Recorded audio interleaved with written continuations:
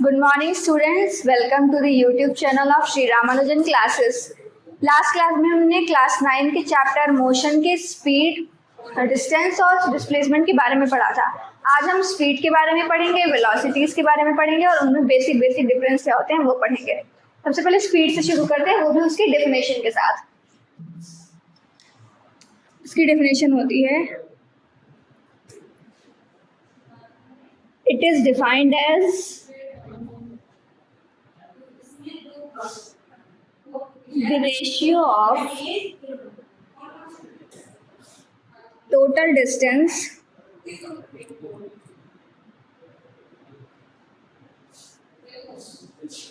traveled by the particle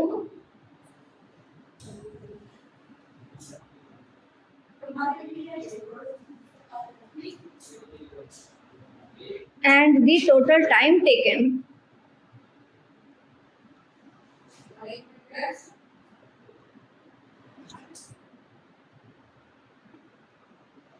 speed को हम define करते हैं total distance travelled by the particle and total time taken.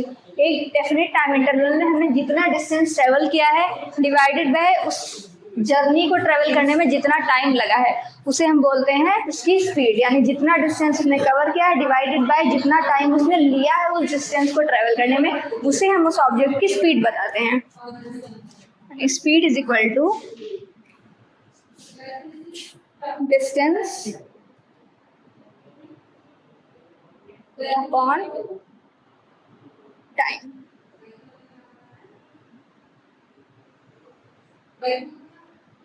Speed हमें उस ऑब्जेक्ट की डिस्टेंस बताता है, पर स्पीड से हम कभी ये नहीं बता सकते हैं कि वो ईस्ट में चल रहा है, वेस्ट में चल रहा है, वर्टिकली अपवर्ड है या वर्टिकली डाउनवर्ड है। हम सिर्फ इतना बता सकते हैं वो कितने मीटर पर सेकेंड या कितने किलोमीटर पर आवर से वो ऑब्जेक्ट ट्रेवल कर रहा है। सिर्फ स्पीड से हम कितना बता सकते हैं, हम स्पीड से उस ऑब्जेक्ट की डायरेक्शन नहीं बता सकते। इसीलिए स्पीड जो है वो स्केलर क्वांटिटी होता है।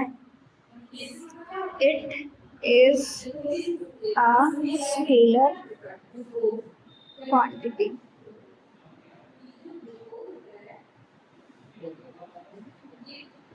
इसकी यूनिट मीटर पर सेकेंड होती है, मीटर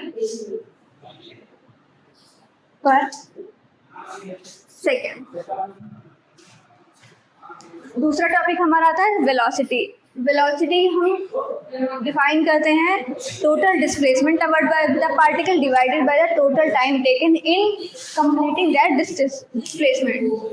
वेलोसिटी होता है, it is defined as total displacement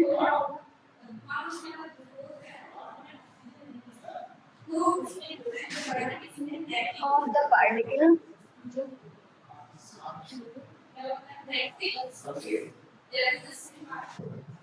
divided by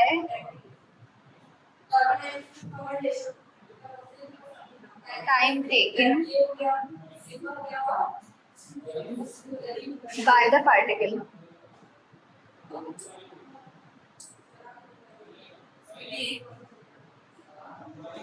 velocity को हम डिफाइन करते हैं total displacement travelled by the particle divided by total time taken by the particle. Velocity से हम ये भी बता सकते हैं कि वो ऑब्जेक्ट की डायरेक्शन क्या है, वो लेफ्ट में जा रहा है, राइट में जा रहा है, ईस्ट में जा रहा है, वेस्ट में जा रहा है, वर्टिकली अपवर्ड जा रहा है, वर्टिकली डाउनवर्ड हो रहा है। हम वेलोसिटी से उस ऑब्जेक्ट की डायरेक्शन भी बता सकते हैं, इसीलिए वेलोसिटी एक वेक्टर क्वांटिटी होती है। It is a vector quantity.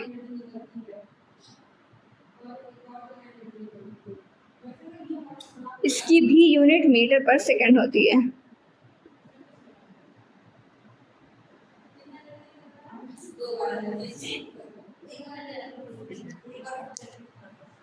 Formula इसका वही होता है, velocity is equal to displacement upon time.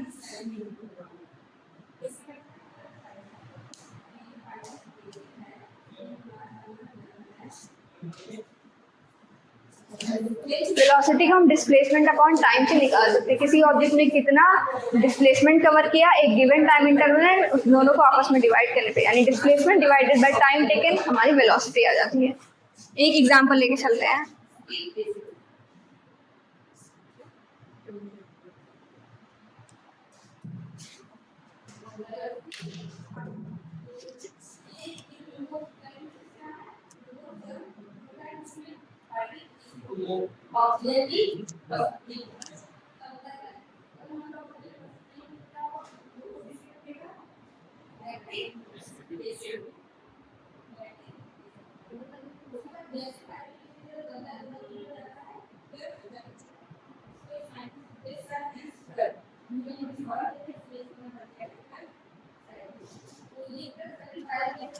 इस वाले एग्जाम्पल से समझते हैं। ये एक लड़का है, उसे अपने घर से अपने स्कूल जाना है। घर से उसके स्कूल की दूरी 100 मीटर है और वो घर से स्कूल जाने में 50 सेकंड का टाइम लगाता है। तो उसकी स्पीड कितनी होगी, वो कितनी स्पीड से चलेगा कि वो स्कूल अपने 50 सेकंड में पहुंच जाए। स्पीड टोटल डिस्टेंस होता है, यहाँ इसका डिस्टेंस है 100 मीटर अपॉन टाइम टेकन होता है। डिस्टेंस इसका है 100 मीटर, टाइम है इसका 50 सेकेंड, तो इसकी स्पीड जो आएगी वो आएगी 2 मीटर पर सेकेंड। ऐसे इस ऑब्जेक्ट की स्पीड हम निकाल सकते हैं।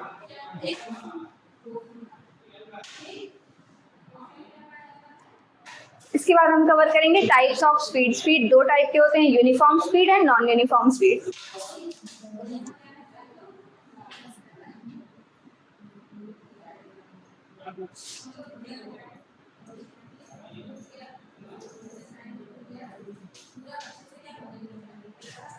अगर कोई पार्टिकल एक गिवन टाइम इंटरवल में, मतलब अगर कोई पार्टिकल शुरू के 5 सेकंड में 10 मीटर चल रहा है, अगले 5 सेकंड में भी वो 10 मीटर चले, उसके अगले 5 सेकंड में भी वो 10 ही मीटर चले, ऐसे में उसकी जो स्पीड आएगी उसे हम बोलेंगे यूनिफॉर्म स्पीड है। जितने टाइम इंटरवल में शुरू में चला है उतने ही टाइम इंटरवल को आगे कंटिन्यू रखता रहेगा, तो हम बोलेंगे उस ऑब्जेक्ट की स्पीड यूनिफॉर्म स्पीड है।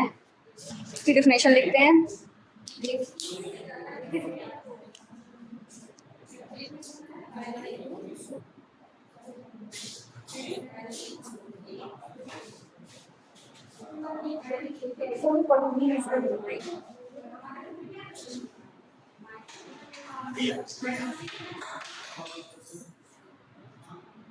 If an object travels equal distance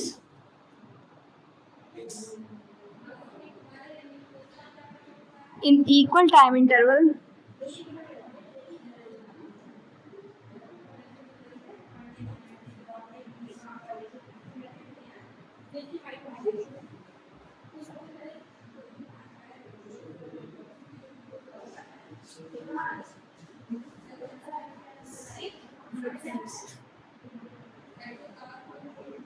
उसकी स्पीड को हम यूनिफॉर्म स्पीड बोलते हैं।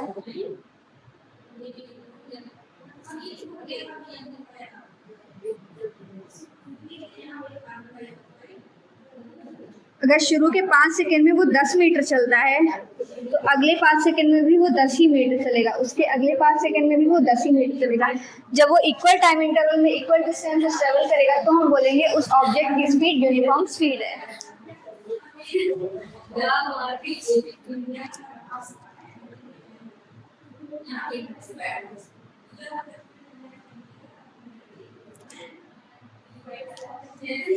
नेक्स्ट है non uniform speed.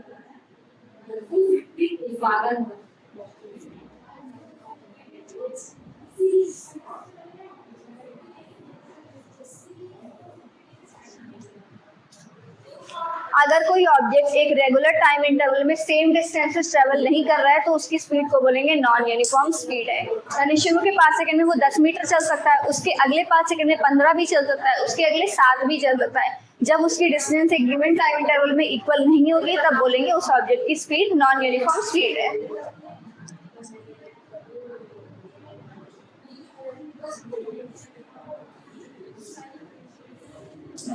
If an object travels unequal distance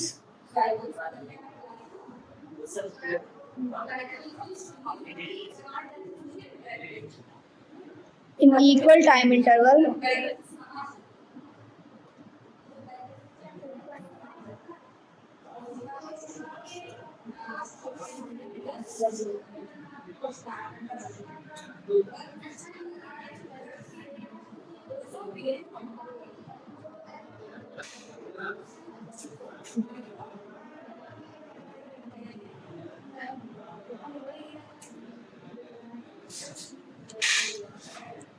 अगर एक गिवन टाइम इंटरवल में उसकी स्पीड यूनिफॉर्म नहीं है, यानी कि शुरू में वो 5 मीटर पर सेकंड की स्पीड से चल रहा है, फिर 10 मीटर हो जा रही, फिर 15 मीटर हो जा रही, फिर 20 मीटर हो जा रही, या फिर धीरे धीरे कम हो रही या फिर धीरे धीरे बढ़ रही, तो ऐसे में बोलेंगे पार्टिकल की स्पीड यूनिफॉर्म नहीं है, वो नॉन यूनिफॉर्म स्पीड से चल रहा है। इस कंडीशन में एक नया टर्म निकल के आता है कि ऑब्जेक्ट के पास कोई ना कोई एक्सीलरेशन होगा, या तो एक्सेलरेशन उस ऑब्जेक्ट की स्पीड को बढ़ा रहा होगा या तो एक्सेलरेशन उस ऑब्जेक्ट की स्पीड को बढ़ा रहा है। अगर एक्सेलरेशन पॉजिटिव है तो हम बोलेंगे वो स्पीड की डायरेक्ट स्पीड को बढ़ाएगा, अगर एक्सेलरेशन नेगेटिव है तो वो उस ऑब्जेक्ट की स्पीड को कम करेगा। ये एक्सेलरेशन के पार्ट में आ जाता है।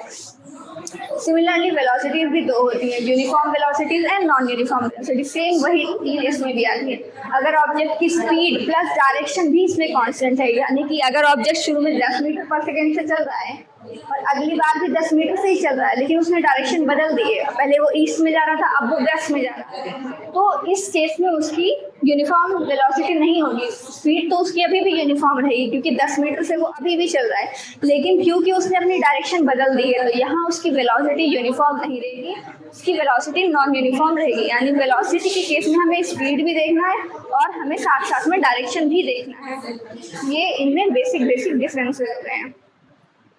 आई होप आपको आज का लेक्चर अच्छा लगा होगा, आपको स्पीड और वेलोसिटी के बारे में समझ में आया होगा, उसमें बेसिक डिफरेंसेस क्या हैं, स्पीड कितने टाइप्स के होते हैं और वेलोसिटी कितने टाइप के होती हैं, दोनों आपको समझ में आई होंगी।